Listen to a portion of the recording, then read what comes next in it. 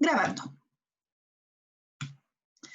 Bien, las últimas clases hemos estado viendo los vicios del consentimiento, ya vimos lo que era la voluntad, vimos que era la representación, vimos lo que es la voluntad jurídica, entramos a los vicios del consentimiento realmente tal, dijimos que era más adecuado hablar de vicios de la voluntad que del consentimiento, porque hay una relación de género-especie, o sea, todo consentimiento requiere voluntad, pero naturalmente el consentimiento implica dos o más voluntades. Y aquí estuvimos primero hablando del error, de la fuerza, y finalmente del dolo, y nos queda en el tintero la materia de lesión enorme. Lesión enorme, ya. Para entender lo que es la lesión enorme, primero tenemos que entender lo que es la lesión. Porque decir, señor, dice en su examen de grado, hábleme de la lesión. Ahí no le están preguntando en realidad lesión enorme. La lesión enorme es un tipo de lesión. Así, la lesión a secas es un daño económico producto de la falta de equivalencia en las prestaciones de los contratos bilaterales onerosos conmutativos. En español, ¿qué significa esto? Si yo, por ejemplo, quiero hacer un concierto y estoy vendiendo las entradas del concierto a 50.000 pesos la entrada. Resulta que para mí, producir el concierto, y si van más o menos el número determinado de personas que yo pretendo que vayan, en realidad el costo para mí son de 30.000 pesos por persona. Así que yo con cada entrada estoy ganando 20.000 pesos. Esa ganancia de 20.000 pesos en lo que es la materia económica se le llama utilidad, la diferencia entre mis costos y mis ingresos, ¿bien? O mis costos de gasto. El tema es que ese dinero no salió de la nada, alguien me lo dio. Bueno, ese alguien me lo dio, esa ganancia, esa utilidad, la recibí lesionando el patrimonio de otro. Desde esa perspectiva, la lesión no es algo malo, de hecho, el sistema económico se fundamenta en lesiones. Entonces, si el día de mañana alguien me dice, no, pero es que tú ganaste dinero con esto, ganaste 20.000 pesos, pues claro que si no, no lo habría hecho. ¿Para qué me habría dado el trabajo de hacer semejante evento, contratar personas, traer los cantantes, si no va a recibir nada por ello? Y va a ser todo precio-costo. Entonces, la lesión es la contrapartida de la utilidad, ¿vale? La utilidad económica. Entonces, entendiendo nuevamente, daño económico, ¿sí? Tengo un perjuicio económico, pagué más de lo que costaba, producto de la falta de equivalencia en las prestaciones, que si fueran equivalentes no habría utilidad. ¿Y dónde están? En los contratos bilaterales, o sea, en que ambas partes tienen obligaciones, onerosos, es decir, que ambas partes van a beneficiarse y van a agravarse mutuamente, y conmutativos. Los conmutativos son aquellos en que las prestaciones se miran como equivalentes. Por tanto, sabemos que no lo son. De hecho, algo muy importante con la lesión es poder aplicarlo a la materia que conocemos de los contratos conmutativos. La conmutatividad es algo subjetivo. Hay personas que están disponibles para pagar 100.000 pesos por esa entrada, con tal de ir a ver ese cantante que aman. Y otras que no pagarían nada, que aunque le regalaran la entrada irían a verlo. Entonces, esa subjetividad es muy importante para el comercio, muy importante para el mercado. La oferta y la demanda son un factor importantísimo, porque de ellos está también algo que digamos que, si no fuera por la oferta y la demanda, no habría incremento de riqueza. Entonces, ¿necesitamos lesiones? Sí, pero la ley, el ordenamiento jurídico y el legislador dicen, ya, está bien, pueden lesionar, la idea es que haya utilidades, pero no se vayan al chancho. Técnicamente eso es lo que intenta decirnos con la institución de la lesión enorme. Dice, usted puede lucrar, puede sacar efectivamente una utilidad de lo que hace, eso es lo que necesitamos para que usted crezca, pero hay ciertos límites que usted no puede pasar. Y esos límites se llaman lesión enorme. Es decir, aquella circunstancia en que la ley le pone un límite a la lesión. Y si se pasa, se llama lesión enorme. Entonces, ¿qué es la lesión? Ya lo dijimos, que es la lesión enorme, aquella lesión que va más allá del límite permitido por la ley. Este límite permitido por la ley es aritmético, es objetivo, ¿ok? Y como es aritmético y es objetivo, tenemos que revisar en la ley cuál es el límite que podemos en determinados casos. Y en el fondo hay un catálogo de casos en el que tenemos un límite, ¿ya? Mi amor, cérrame la puerta para que no entren bichitos.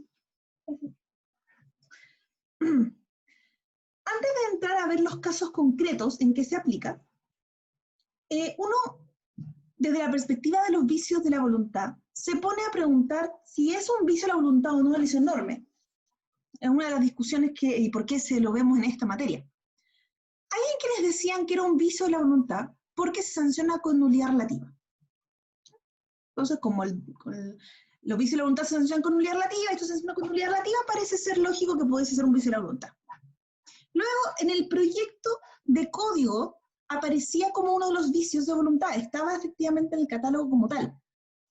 Y los que dicen que no es un vicio, y les puse un corazoncito aquí para que tengan claro que esta es la postura que nos interesa, la postura mayoritaria, la que realmente ya no hay discusión real, es que primero, no siempre se sanciona con nulidad relativa. Es verdad, en principio la sanción de la lesión enorme podría ser la nulidad relativa, pero hay maneras en las que yo puedo evitar la nulidad relativa.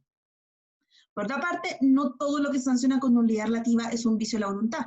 Como nosotros sabemos, la nulidad relativa, en materia de nulidad, es supletoria en todos los casos que se habla de que se sanciona algo con nulidad. ¿Por qué? Porque las causales de nulidad absoluta son taxativas. Entonces, si el código nos dice, esto se sancionará con la acción rescisoria, esto se sancionará con nulidad, así a secas, y no dice que es nulidad absoluta, no dice nada más, en principio deberíamos entender que estamos hablando de nulidad relativa.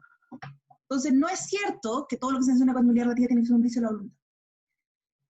Por ejemplo, todos los actos realizados por incapaces absolutos, incapaces relativos, se sancionan con nulidad relativa. Y también la falta de las solemnidades habilitantes se sancionan con nulidad relativa. Tercero, si no sobrevivió como un vicio en el texto definitivo, o sea, si en su minuto cuando Bello estaba redactando y dijo, estos son los vicios de la voluntad, voy a poner esto ahí, no, mejor no, y lo sacó, bueno, por algo lo sacó, que si pensara que fuera un vicio de la voluntad lo habría dejado. Y finalmente, que su carácter es eminentemente objetivo aritmético.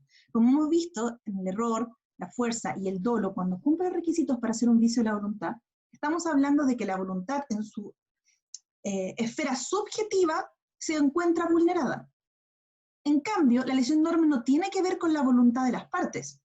Las partes pueden incluso, en principio, haber estado de acuerdo. Dicen, no, para mí efectivamente esta casa vale 50 millones. Entonces yo la compro por 50 millones, porque me gusta mucho esta casa. Y resulta que en realidad el valor de mercado de la casa eran 20 millones. Y luego la persona se da cuenta, parece que perdí una oportunidad de negocio, porque podría haberla comprado más barato. Sí, pero la verdad que en el minuto, por el hecho de la autonomía de la voluntad, por el hecho de la cualidad de los contratos conmutativos, en principio tú deberías poder comprar la cosa a un precio más alto, en principio. Pero la compra-venta de bienes inmuebles es uno de los casos en que no se puede hacer eso. Que si nos excedemos en ciertos montos, entonces podríamos adolecer el acto de una lesión enorme. Estos son los casos entonces que tenemos de lesión enorme en nuestro ordenamiento jurídico. Es interesante porque hay algunas personas que creen, erróneamente, que solamente se aplica la lesión enorme en la compra-venta de inmuebles. La verdad es que tenemos por lo menos 7 casos distintos. Uno de ellos son los intereses en el mutuo, es decir, si me están cobrando más allá de lo que deberían en intereses, yo podría alegar entonces lesión enorme. La permuta de inmuebles se le aplica lo mismo que la compraventa de inmuebles, fundamentalmente porque la permuta se le aplica todo lo que le aplica la compraventa en la materia que se puede. ¿Y cómo hablaríamos con la permuta si no tenemos un valor, un precio así, concretamente? Porque la permuta es una cosa por una cosa que no sea dinero. En esos casos, si una cosa vale excesivamente más que la otra, hay una lesión enorme. En la cláusula penal, y aquí estamos hablando en el fondo de esta indemnización de perjuicios anticipada que las partes han establecido, podría haber también lesión enorme y entonces esa cláusula penal podría darse nulidad relativa. La antícrasis no la vamos a mencionar ni la vamos a ver, pero lo dejamos como que es algo que se suele conversar más bien en bienes. Luego tenemos la partición, y aquí estamos hablando de cuando hay una comunidad de bienes y la tengo que partir, ahí también podría ocurrir que hubiera una lesión enorme, por ejemplo, en lo que es los haberes y los deberes de esa partición, pero cuando sabemos, cuando parto una comunidad me quedo tanto con los haberes y los deberes, no solamente con los derechos. Y la aceptación de una herencia legado más o menos pasa lo mismo que con la partición. Es decir, cuando yo acepto una herencia legado, resulta que podría ocurrir que tengo una cantidad absurdamente más grande de obligaciones que de derechos, podría haber también una lesión enorme. Obviamente la que más nos interesa es la compraventa de inmuebles, porque es la que más se aplica. Pero es importante que sepan que hay más, por si el profesor les pide más.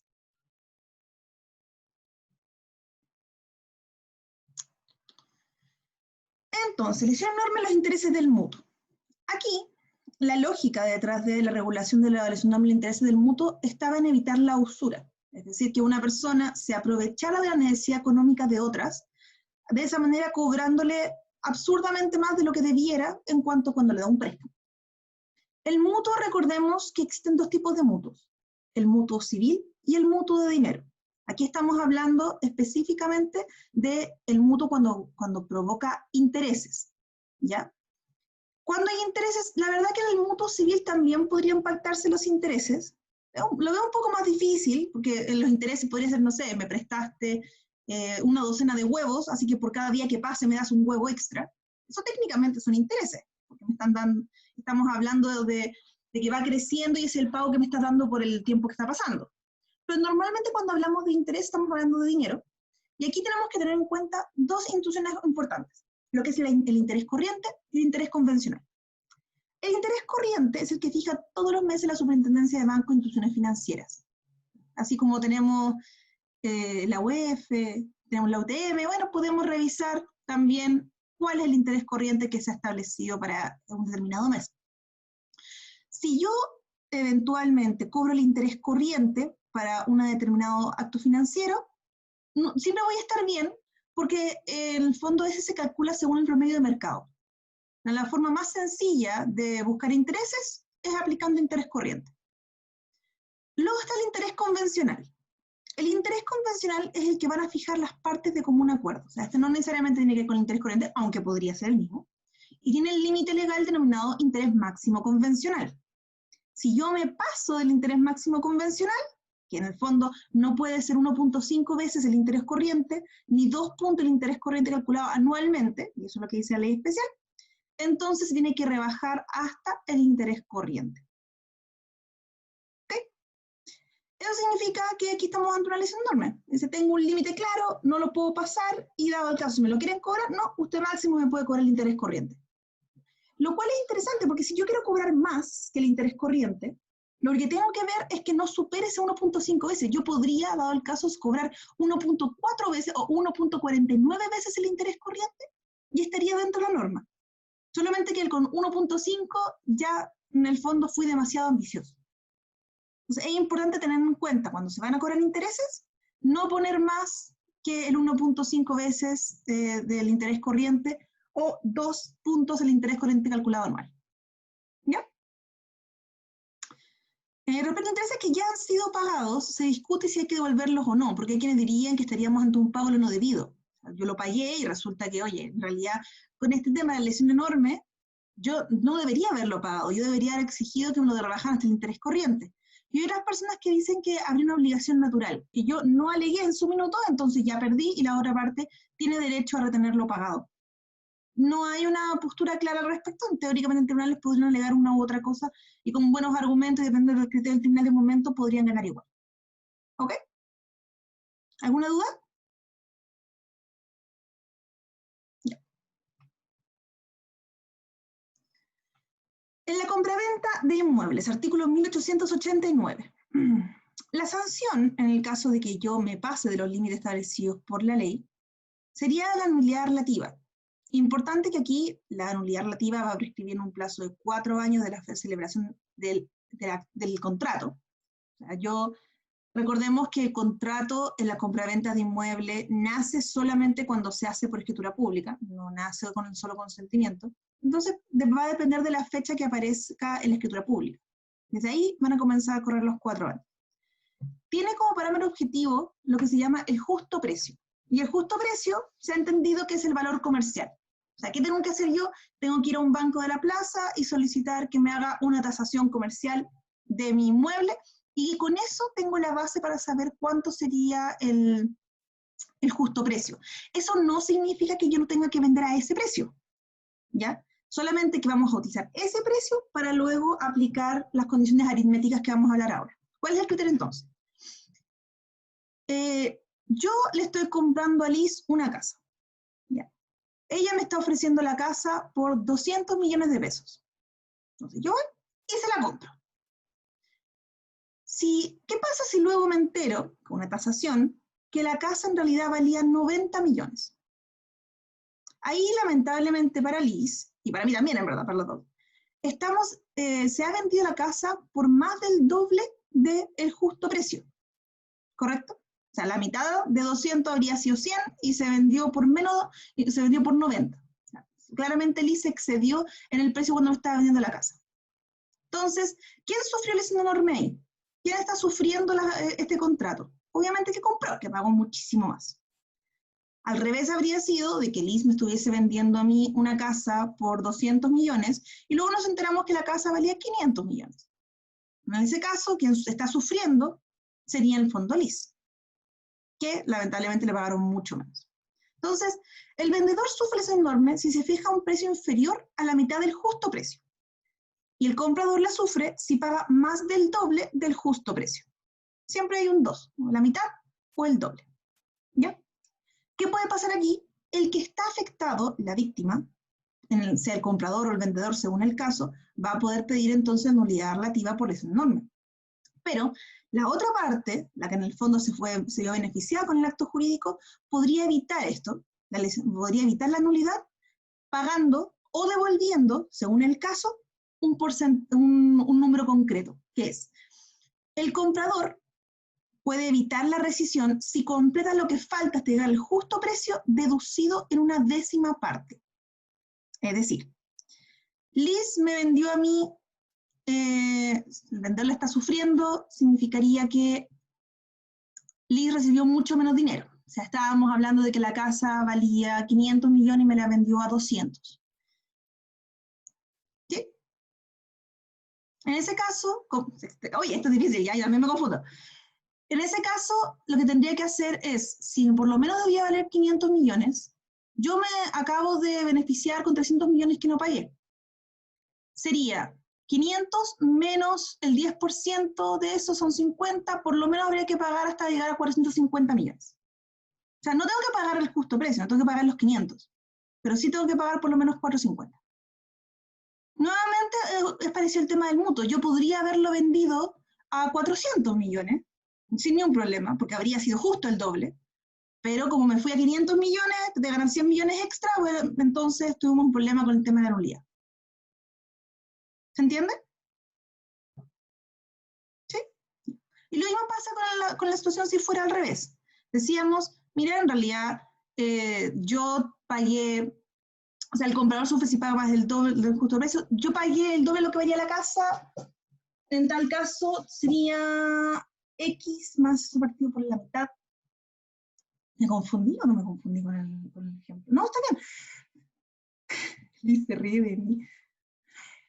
El vendedor va a poder evitar la rescisión si devuelvo el excedente del justo precio aumentado en una décima parte. O sea, si yo me beneficié con 200 millones que no debería haber recibido, entonces yo voy a tener que devolver el excedente, pero además voy a tener que entregar un poquito más. Porque en el fondo la ley me está diciendo, mire, usted se benefició, usted podría perfectamente haber cobrado lo que era justo, entonces, como una manera para resolverlo, entregue X más el 10% de X, o sea, aumentado. Si yo recibí 200 millones, tendré que devolver 220 millones. 20 es el 10% de 200. ¿Ya? ¿Sí? ¿No? ¿Alguien podría hacer un dedito arriba diciéndome que entendió algo lo que dije, por favor? Gracias, Liz. Ahora, una cosa, yo diría que una de las cosas más importantes para la lesión enorme es qué es lo que sucede si es que se enajena a terceros. Cuando nosotros veamos el tema de bienes y veamos la acción reivindicatoria, vamos a observar que hay casos en los que yo puedo efectivamente buscar la cosa del tercero adquirente y casos en que no, cuando yo quiero reivindicar.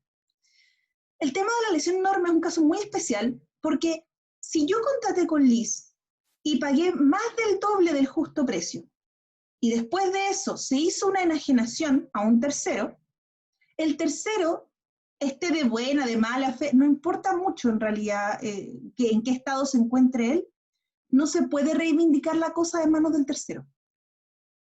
Entonces, una manera de evitar que se pueda pedir la nulidad con las prestaciones mutuas respectivas y que se devuelva la casa a la persona inicial es la enajenación.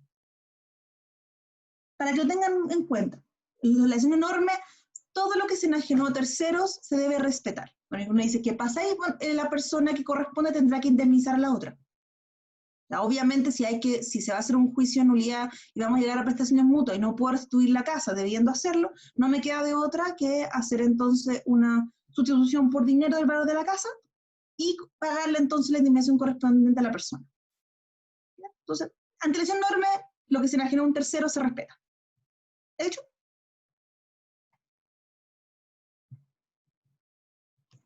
Hay otros casos de lesión enorme, además de los que ya dijimos. En la permuta de inmuebles dijimos que se regía por las mismas reglas que en la compraventa. Aquí lo que se va a hacer es contrastar los justos precios de ambas cosas, que las cosas están permutando, y cada parte se va a mirar como compradora del bien que recibe y vendedora del bien que entrega. Pero las reglas son las mismas, solamente porque a la permuta se le aplican todas las reglas de la compraventa. Y en la cláusula penal, tenemos la cláusula penal enorme, cuando la pena y la obligación principal son en dinero, la ley señala que la pena no puede superar el doble de la obligación principal, y si lo hace, la pena se rebaja hasta dicho límite. En este caso, vamos a decir lo siguiente. Yo hago un contrato de un préstamo hacia Francisco y digo, le voy a prestar 100.000 pesos. Pero si no me pagas dentro de determinado plazo, tú me vas a deber no 100.000 pesos, sino 300.000 pesos. Claramente eso es más del doble de la obligación principal. O sea, lo máximo que yo podría haber cobrado por cláusula penal serían hasta 200.000 pesos. En total, me tendría que devolver 300, porque sería 100 de la obligación principal y 200 por lesión enorme. Pero no puedo yo decir, me debes 100.000 pesos y además de eso me debes 300. ¿Ya? ¿Sí? ¿No? ¿Liz? ¿Dedito abajo? Ya, de nuevo. No hay problema. Decíamos, tenemos una obligación principal que son de 100.000 pesos. ¿Ya? ¿Qué es lo que me tienen que devolver? O sea, yo hice un mutuo y quedamos en que me van a devolver esa cantidad de dinero. Y la ley dice, usted puede hacer una cláusula penal, como para que la persona se sienta particularmente interesada en devolverle dentro de los plazos que se terminaron. Y si la persona no cumple su obligación, se puede establecer entre las partes una indemnización de perjuicios anticipada, convencional, en virtud de la cual usted dice, si tú no me lo devuelves, entonces mis perjuicios yo los avalúo en tanto. Eso se puede hacer. El tema es que no puedo poner cualquier monto. ¿Por qué? Porque la ley dice que no puede superar al doble de la obligación principal. El doble de 100 son 200. Entonces yo puedo decir, mire, la obligación principal es 100, la cláusula penal va a ser por 200. O sea, si eventualmente tú no me pagas, al momento de tener que pagarme lo que me tienes que pagar de forma atrasada, considerando la obligación principal más la cláusula penal, son 300. ¿Ya? Lo que no puede pasar es que yo me pase de ese doble, no puedo decir que sean 205. ¿Ya? Si yo digo la cláusula penal va a ser por 105, entonces la ley dice se rebaja hasta el doble de la obligación principal. O sea, se tiene que rebajar hasta los 200. Todas van a tener que pagar 300. Lo cual es importante si lo vemos para aquellas cláusulas penales que son por día. Por ejemplo, me dicen, usted me va a pagar 100.000 pesos en 15 días más. Y por cada día de atraso, usted me tiene que pagar 10.000 pesos adicionales. Podría ocurrir que yo me demoro, y al final por la cláusula penal termina siendo una millonada de dinero. Ahí yo puedo oponer la ley y decir, no, lo máximo que me puede cobrar usted es el doble de la obligación principal. ¿Ok? Ya. Vamos entonces a ver la materia de objeto. Recuerden que estamos viendo los requisitos del acto jurídico. Estamos hablando, miren, tenemos la voluntad, el objeto, la causa y las solemnidades cuando se lo establece. Son los requisitos de existencia. Ya vimos la voluntad, ya vimos cómo se vicia la voluntad, y ahora vamos a entrar en la materia de objeto. Y lo interesante aquí es que el código no nos dice formalmente qué debemos entender por concretamente qué es el objeto lícito que requiere para que el acto sea válido. Vamos a hablar aquí de qué es el objeto y luego vamos a hablar del objeto ilícito. O sea, qué es lo que no debemos hacer. ¿Sí? No sé. Primero que nada, el objeto es distinto según si la obligación recae sobre cosa o recae sobre hechos. Nosotros sabemos que, lo veremos en obligaciones, existen varias formas de clasificar las obligaciones. Una de ellas son las obligaciones de dar, otras obligaciones de hacer, otra obligación de no hacer, pero tenemos otras tantas clasificaciones. Si estamos hablando de estas tres en concreto, la obligación de dar, estamos hablando que el objeto es una cosa, pero la obligación de hacer y de no hacer serían hechos. Si queremos decir, mire, esta obligación tiene un objeto, primero debemos ver el tipo de obligación. Como la obligación de dar, debe ser una cosa real, comerciable y al menos determinable.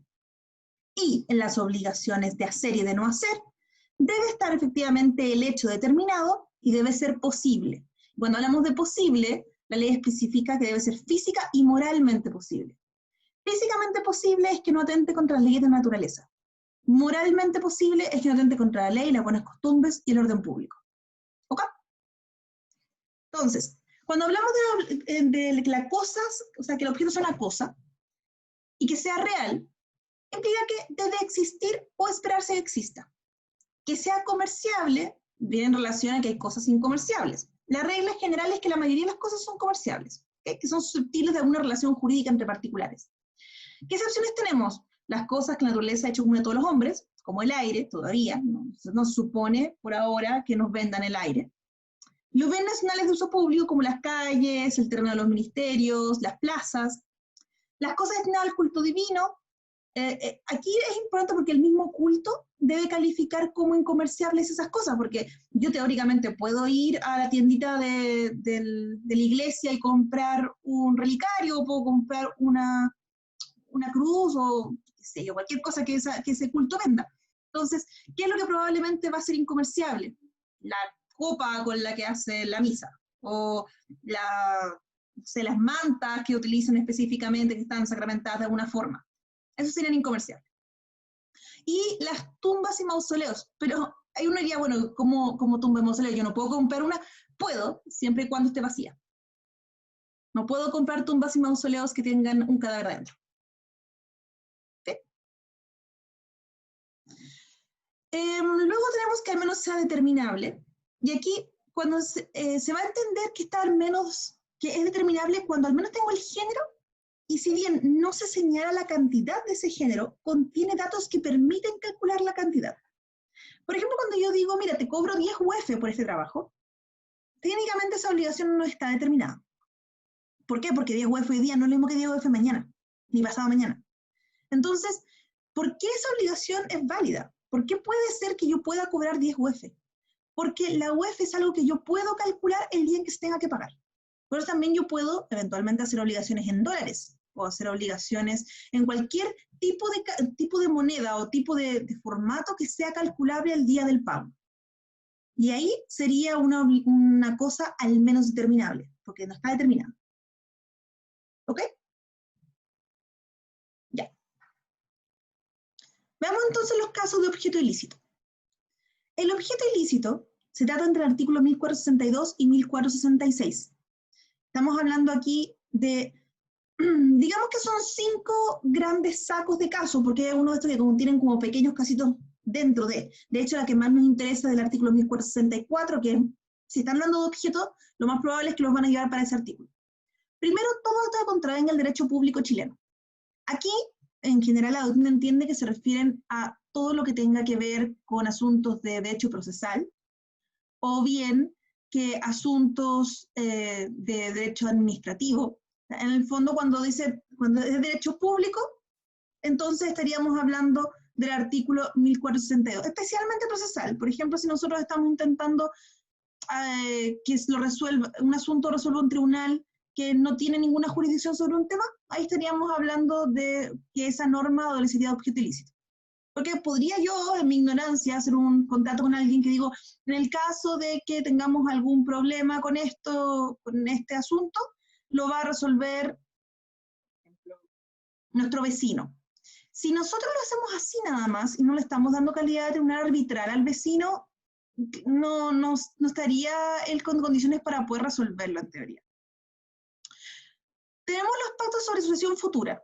El artículo 1463 nos establece que yo no puedo vender todavía, si yo estoy vivo, o más bien dicho, si mi causante está vivo, no puedo vender yo mis futuros derechos hereditarios. Esto tiene un motivo histórico. En Roma se entendió que mejor no había que poner esta limitación, porque si no ocurría que yo vendía mis derechos hereditarios a Liz, y Liz, cuando se encontraba con problemas económicos, iba y mataba entonces a mi causante, a mi padre, por ejemplo. De esa manera te podía agarrar la herencia rápidamente. Entonces, para evitar estas motivaciones oscuras, se decide decir, mire, usted no puede vender sus derechos hereditarios a menos que la persona esté muerta. Entonces, si ya se murió, bueno, ya, ahí lo puede vender.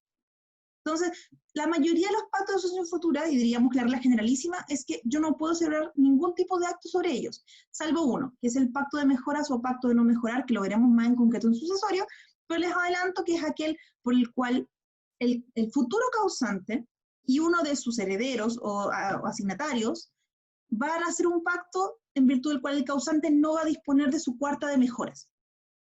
¿Por qué? Nosotros sabemos que tenemos, en el fondo, si hago un testamento, vamos a dividir mi masa hereditaria a la mitad, y una de estas mitades la vamos a dividir también a la mitad. No vamos a quedar un cuarto y un medio de mis bienes. Uno de esos cuartos es la cuarta de mejoras, que yo la puedo destinar para beneficiar a ciertas personas que la ley me establece. Si yo no dispongo de esta cuarta de mejoras, entonces las personas llamadas a suceder en esta mitad, que son un catálogo de personas, todas se van a beneficiar con este cuarto de mejoras. No una en particular, sino que todas. Entonces yo, siendo uno de los potenciales beneficiados en esta mitad de acá, podría decir, oiga, mira, te pago hoy día X para que tú no hagas este pacto de mejoras, de manera tal de que todos nosotros nos beneficiemos. Eso sí es viable, se puede hacer, la ley lo permite. No vamos a entrar en más detalle, pero es para que lo tengan presente. Y también tenemos la enajenación de 4 casos importantes del artículo 1464, que lo vamos a ver en la siguiente clase, porque es muy larga esa explicación y es muy importante para hacerlo rápida. La condonación anticipada del dolo. Aquí hay que tener en cuenta que hay que concordar el artículo 1465 con las normas que regulan el dolo y la culpa. La culpa grave se equipara al dolo en materia civil. Entonces, cuando la ley dice que no se puede condonar anticipadamente el dolo, también implica que no podemos condonar anticipadamente la culpa grave. Yo puedo condonar anticipadamente la culpa leve y la culpa levísima. Y finalmente las deudas de azar, ciertos actos jurídicos y provisiones legales del 1476, que si bien no están ordenadas, es como un catálogo, sí están en una sola frase establecidas todas, y a lo que más nos interesa sería el último caso, que el 1466 dice, 1, deudas contraídas en juegos de azar; 2, ciertos actos jurídicos, y aquí están, y todo acto o contrato prohibido por la ley. Ha aparecido la duda de ¿para qué nos sirve esta última parte de todo acto o contrato prohibido por la ley? Si en teoría el 1462 dice actos y contratos que contravengan el derecho público. Entonces lo que han entendido la doctrina es que el primero es específicamente para el derecho público, como el asunto de la jurisdicción, y la parte final del 1466 se refiere a todo lo que constituye derecho privado. Por ejemplo, se celebra una compraventa entre cónyuges no separados judicialmente, adolecería entonces de objeto ilícito, no por el 1462, no por el 1466, parte final. ¿Ok? Ya. Esto todavía. En cuanto a los otros casos, dijimos ciertos casos jurídicos relacionados con libros cuya circulación esté prohibida por ley. Si bien dice libros el artículo 1466, en la actualidad se entiende que es todo material cuyo contenido esté prohibido por la ley y que tenga un carácter de conservable. O sea, podría ser una película, podría ser una revista, no necesariamente solo libros. Luego, la comercialización de imágenes obscenas, lamentablemente no dice el código lo que debe entenderse por obsceno, por tanto esto depende del contexto cultural y propio de la época concreta en la que se esté verificando, y va a ser el juez al final de cuentas, con las pruebas que indiquen las partes, si efectivamente esas imágenes son o no son obscenas. Luego, informaciones que vayan más allá de la necesidad de informar, esto pretende ser un límite a la libertad de prensa. Por ejemplo, si yo muestro fotos de la vida privada, íntima de alguna persona, ahí yo quiero vender estas fotos a un periódico. Yo como particular, yo tengo estas fotos de mi vecino, que es una celebridad, y aquí se puede ver que está desnudo, por ejemplo, o que tiene efectivamente, qué sé yo, o sea, está en tratamiento de alguna enfermedad que nadie lo sabe, y yo quiero vender eso. En teoría, alguien podría alegar que hay objeto ilícito ahí por el artículo 1466, en una de sus partes, porque ahí no está numerado, no podemos decir número 2, no, como está todo en prosa, ¿ya? Pero por el artículo 1466. ¿Alguna duda hasta ahora del objeto ilícito? ¿No? Ya. Como nos queda menos de un minuto, no vamos a empezar a hablar del 1464 en profundidad, pero sí les adelanto que la parte importante del 1464, que veremos en la siguiente clase,